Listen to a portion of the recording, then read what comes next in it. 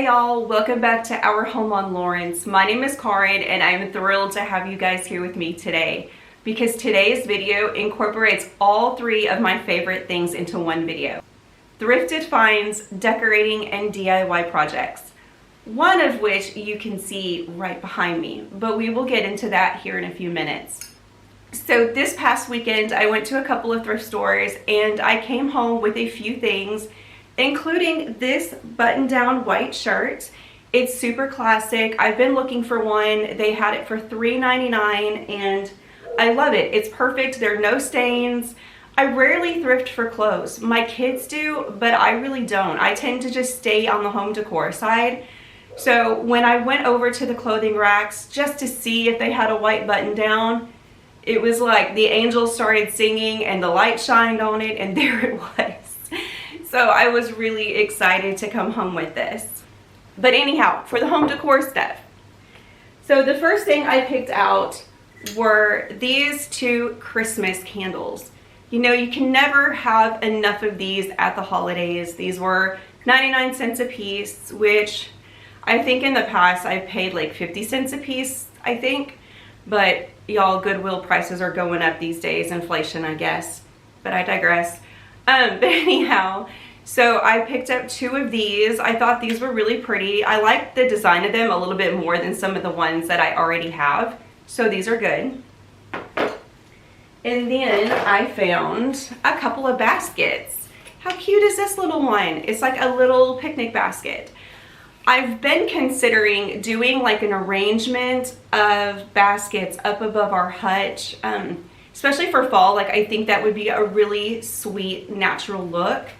So I got this one for $3.99 and I feel like that's a really great price for baskets at Goodwill because here lately it seems like even the small ones, they like start at $5 and go up, and both of the ones that I found were under $5.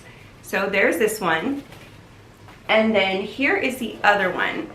This one had a kind of pastel liner in it, so I think it was probably like an Easter basket, but I thought it was so sweet. And this one was $2.99. So putting both of these together with the one that I already have up there, and if I can find a couple more bigger sized ones, I think that would be a really pretty display on top of the hutch. So next I have this super cool piece. So it was $1.99 and I didn't really know what it was when I bought it, but after I Google Lensed it, it turns out that it is actually a metal placemat with this sweet English hunting scene on it. I love all the dogs, so sweet. So it says Shayer's English Fox Hunting, and then at the bottom it says unkenneling. And after researching these a little bit, it turns out that I think they were sold in sets of 4 or 6. And it looks like they can go from anywhere from like $25 to $30 something if you have like an entire set of them. This one is in pretty much perfect condition. I don't know, you could frame it. I can just display it on its own. I kind of like it just on its own. I do like the reddish, the deep red border on it. So I'm not sure where it's gonna go, but for $1.99, I wasn't going to leave it at the Goodwill. And then lastly, from Goodwill, I picked up this ceiling medallion. So it originally had a garage sale sticker of $2, and unfortunately Goodwill was like, nah, $2 is a little too inexpensive. We're gonna price it at $4.99. Which, I mean, is still a really good deal. If you go to a home improvement store, you're probably gonna pay close to $30 for this size of a medallion. I definitely wanted one in the dining room, and I think this one will be perfect. It just needs to be cleaned up and repainted.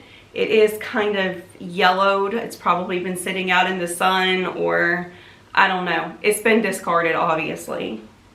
But I don't want to put it up just yet. I want to wait until I find the perfect chandelier for the dining room. The one that we have is just this small, plain builder grade one, and it is not my favorite thing in the whole world. So once we find that perfect chandelier, we will get this thing cleaned up and hung up on the ceiling. This was definitely not something I expected to find at Goodwill when I walked in, so I'm really excited about it. And the last thing I wanted to share with you guys is not a thrifted find. It is actually from the Target dollar spot. And if you've watched any of my videos here lately, I really don't talk much about the Target dollar spot. I used to buy quite a bit there, but over the last year or so, I don't know if these things haven't caught my eye or I'm just being more selective about the things that I purchase now. But I think I've maybe bought maybe less than 5 or 6 things in the last year at the Target dollar spot for our home. But when I saw this particular item, man, I had to get it. It didn't look like a Target dollar spot item to me. It is this beautiful decanter. I have no idea what I'm gonna fill it with, but isn't it beautiful? Let me give y'all a closer look.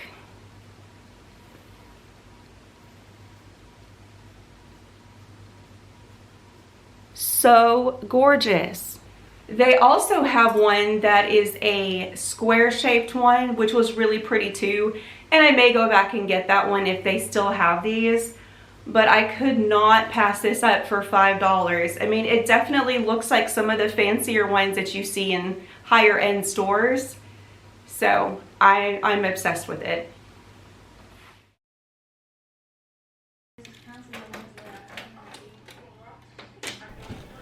When my husband brought home this antique fireplace surround a couple months ago, that he scored for free, I might add, I had gone back and forth on whether to use it in our bedroom or in the dining room. I eventually settled on the dining room, and I haven't regretted that decision even once. I have this vision for our home that leans heavily European farmhouse and English cottage, and I think fireplace surrounds and mantels are such a great way to bring that warm, cozy charm into any space. I would honestly have one in every room if I could. I wanted this surround, however, to look a bit more like it was built into the wall, so I had been debating what I could do in the inside portion of the wall. I had thought about faux brick, but then decided that since I want to eventually replace our subway tile backsplash with stone, that doing some kind of a faux stone inside of the surround might actually be more perfect, to give the illusion that the firebox was actually covered in stone. My only dilemma is that we always take our antique surrounds with us when we move, and I didn't want to do anything that would be permanent and look odd, of course, if the surround was removed. So wallpaper it was. I found this peel and stick one on Amazon and will link it in the show notes. It has a very realistic look and is easily removed. I have to be honest though, doing this project reminded me of why I really loathe peel and stick wallpaper.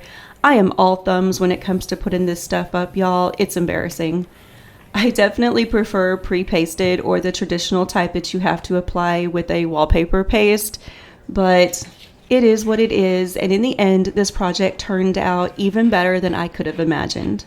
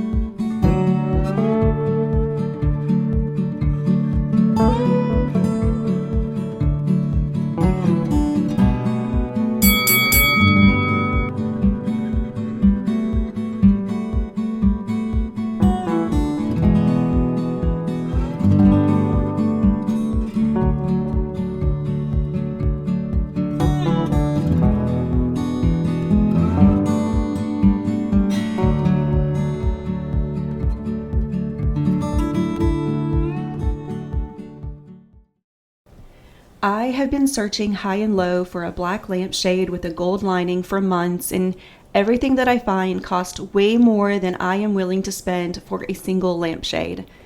I had seen several blog posts detailing how to paint one, but for some reason I have been so hesitant to try it, terrified that it just wouldn't look right and that I would end up ruining a perfectly good shade. But alas, I finally decided to give it a try, so here we are.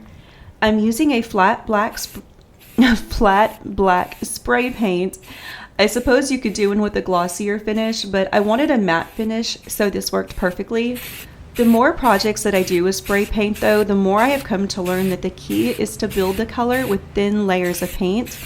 I was pleasantly surprised just how well this paint ended up covering the lampshade.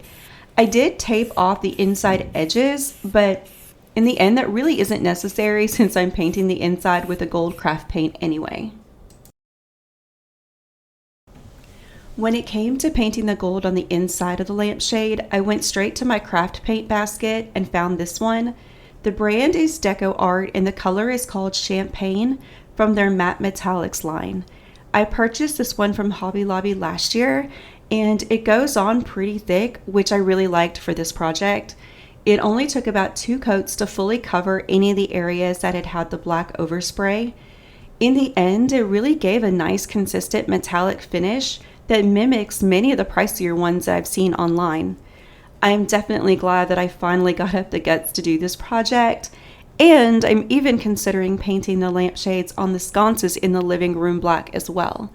I think black lampshades look so elegant and really up the level of sophistication in any room.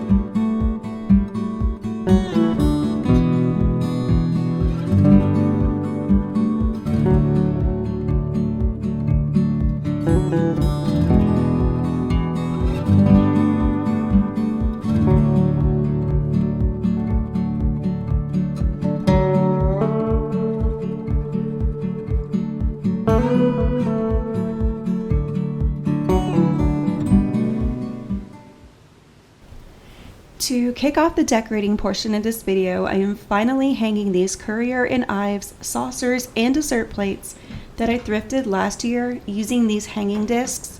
This was my first time using these and I was really impressed with how strong the hold was. However, I do not recommend standing on kitchen counters like this, but as you can see, we throw caution to the wind around here, so do as I say and not as I do.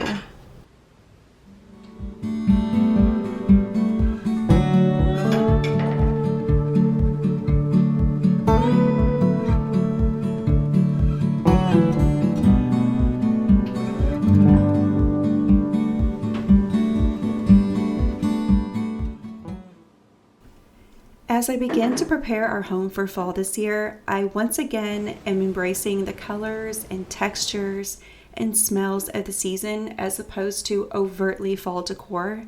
Pumpkins and gourds will make their entrance, but not just yet. I've said it before and it bears repeating that I want our home to feel like a warm hug when you walk into it. So my goal is to decorate our home with pieces that can be left out all year long with small little touches added here and there to mark the changing of the seasons. That isn't to say that I won't buy seasonal decor, but I've certainly become more selective in the last few years about what I purchase.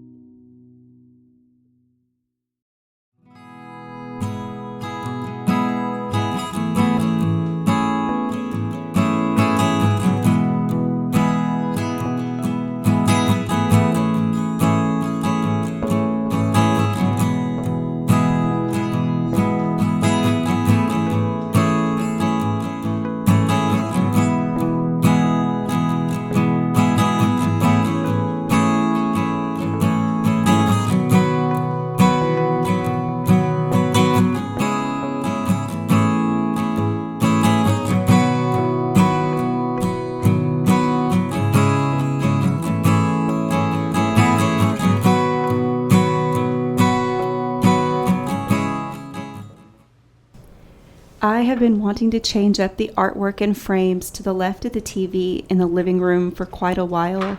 Currently, 2 of the 3 frames are gold, and with the DIY'd antique gold mirrors and TV frame on that wall, it was all just a bit too much.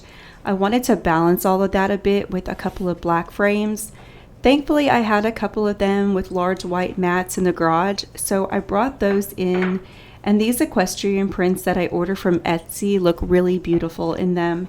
I will make sure to include a link to those prints in the show notes as well.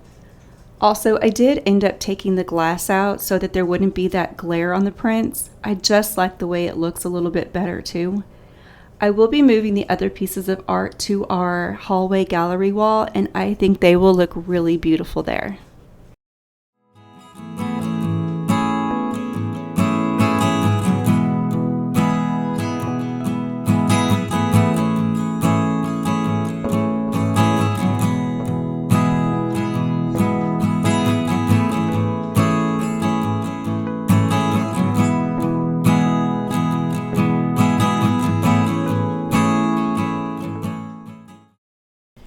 Making pillow covers has become something that I really enjoy doing all year long, and it's such an easy and mostly inexpensive way to change the look of any room.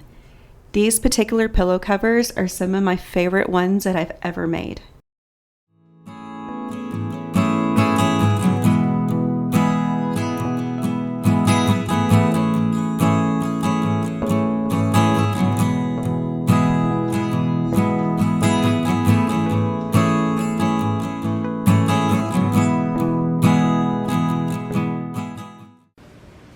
Thank you guys so much for watching this week's video. I hope that you enjoyed it. I am loving all of the fall colors and the textures and the moodiness of the living room and dining room right now. And how pretty is this fabric? I think I ended up spending less than $3 for half a yard of it at Hobby Lobby, and I am obsessed. I feel like it gives all of those warm, cozy, fall, moody vibes without being overly fall, if you know what I mean. So thank you guys so much for watching. We have tons of amazing content coming to this channel over the next few months as we approach the holidays, which of course y'all know it's my favorite time of year. So I will see you guys in the next one. Bye now.